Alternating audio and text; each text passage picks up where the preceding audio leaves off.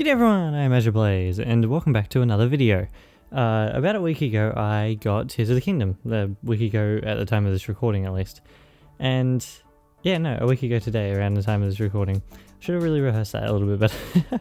Anyway, yeah, and I have been playing it, not quite as much as I would hope to. I tend to play about 2 to 3 hours per day. Sometimes, some days I haven't played it, I don't think, off memory.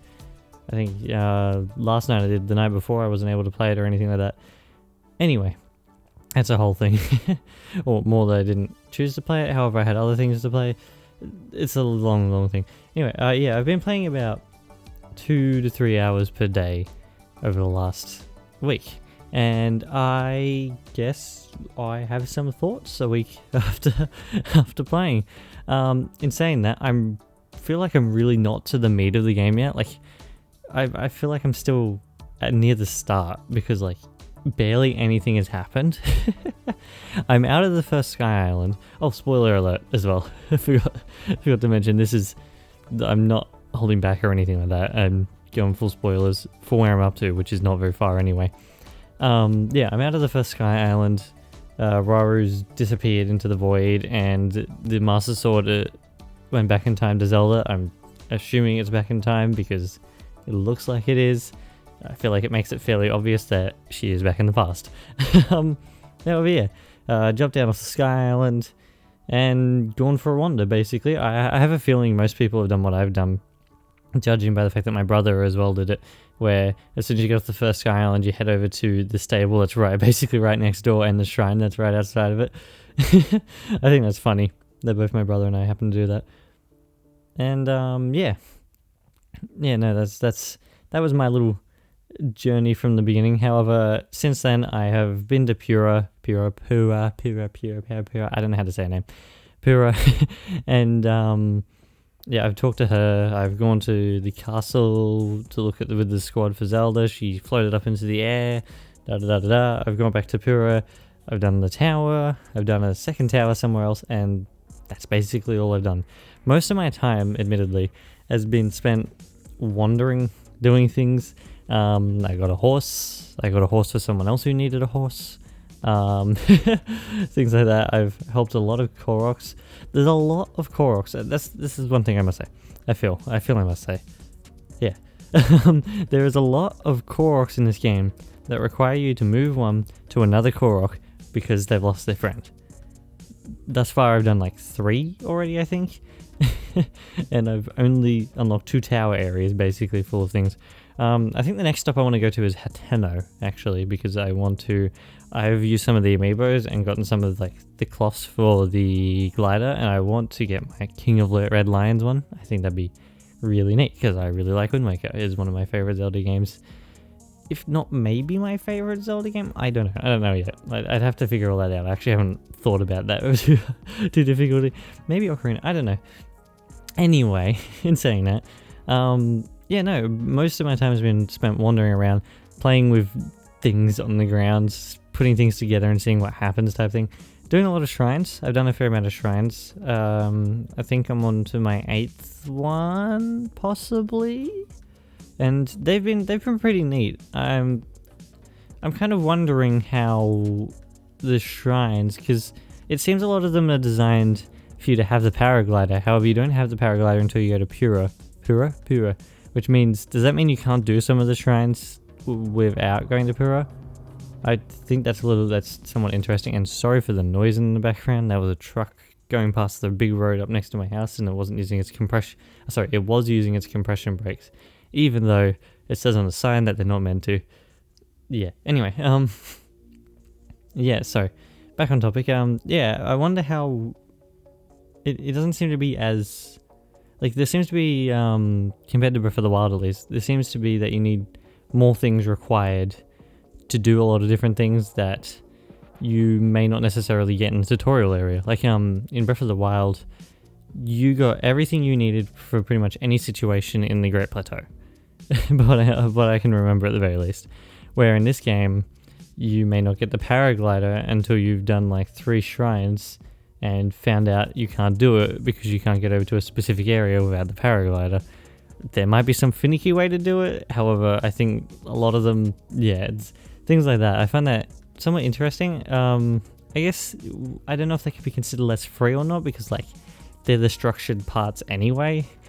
And I guess you could leave, go get the paraglider and come back type thing. Like it's sort of in a Metroidvania sense, actually, now I think about it like that. However, yeah, that's something of note, and I don't think it changes the game either way here nor there. I happen to have the paraglider. It's simply something I thought of when I was in there. I was like, huh, what would you do if you didn't have the paraglider? Like, you didn't go to Pura and decided to go shrine hunting first or something. I don't know. I guess next to consider, something I really enjoy is all the new enemies. I didn't expect there to be this many new enemies in the game. The likes. That's fun. The likes are probably my favorite enemy. Being able to pick up a bomb flower, and bomb flowers are back from, I don't know, any game. There's a lot of games that have bomb flowers. Specific ones I think of are like Wind Waker and Ocarina of Time. However, being able to like pick up a bomb flower, stick it in front of it, and it's like, oh yeah, I'm hungry, I'll take whatever's in front of me, and then blow itself up. That is really fun. I quite enjoy that sort of stuff. Yeah, I think what this game adds over Breath of the Wild overall anyway is the amount of things you can do with items and the world around you. More you have more control about what you can do with the world around you rather than what the world can do with you in it, which is, I think, how Breath of the Wild was more structured. I think I'm thinking I might be completely talking nonsense at the moment. However, like Breath of the Wild, I feel, at least, was more you interact with the things that the world have set, and you can find ways to get around that, for sure.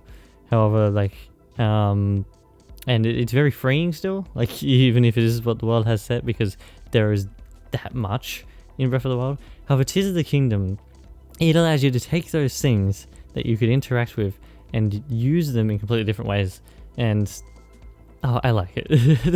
That's been one of my favorite things. Something I don't know whether I like or dislike, however, and I think I pointed out in my video last week about the game, was it last week? Or maybe in the week beforehand, how it seems that whenever you happen to need something for a vehicle or something like that to use with the Ultra Hand, it always happens to be there right in a nice place.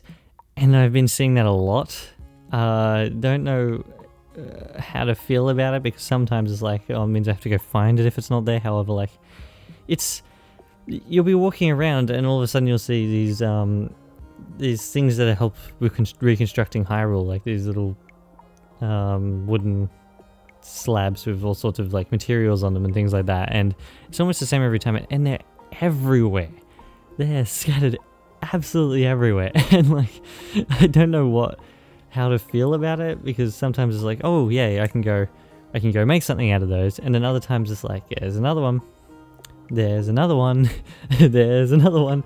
It's like, I don't know.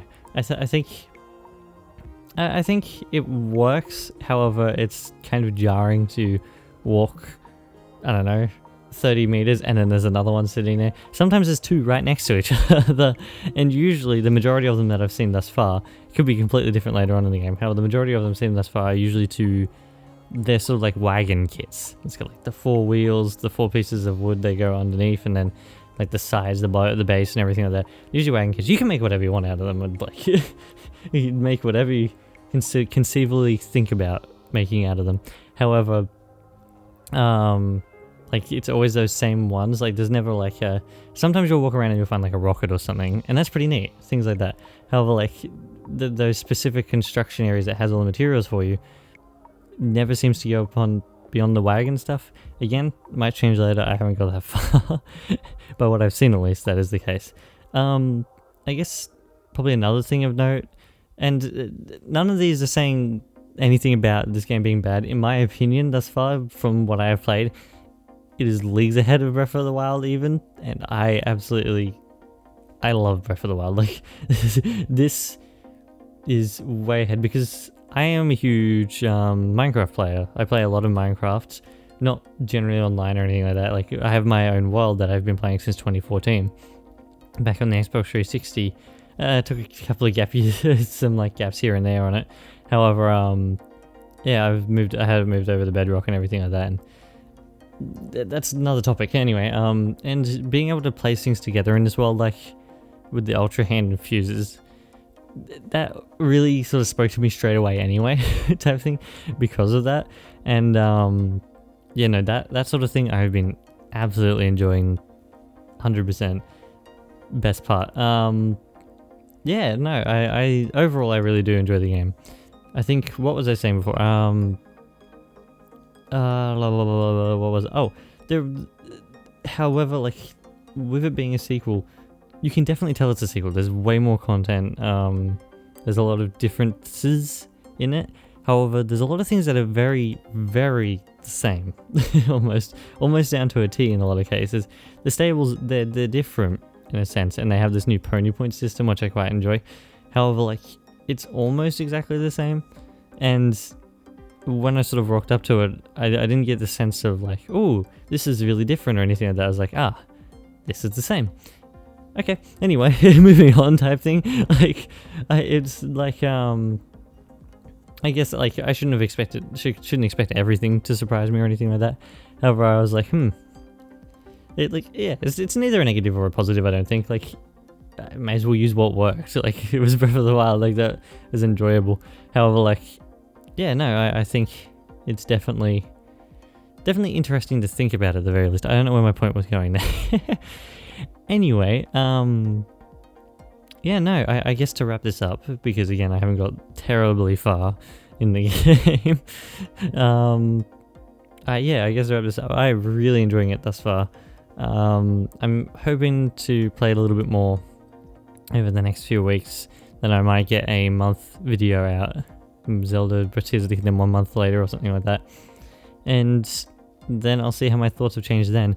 Hopefully I'll be a little bit further, because my gosh, this game is kind of overwhelming at some points. Anyway, yeah, to sort of wrap it up, game is amazing. I think it's better than Breath of the Wild personally. I was never expecting it to be better than Breath of the Wild. I was expecting it to be different, however not better. And somehow they've gone and upped the scale again, as they like to do. However, yeah, I believe that is all from me. I hope everyone enjoyed the video, and I shall be back in the next one. Cheers everyone!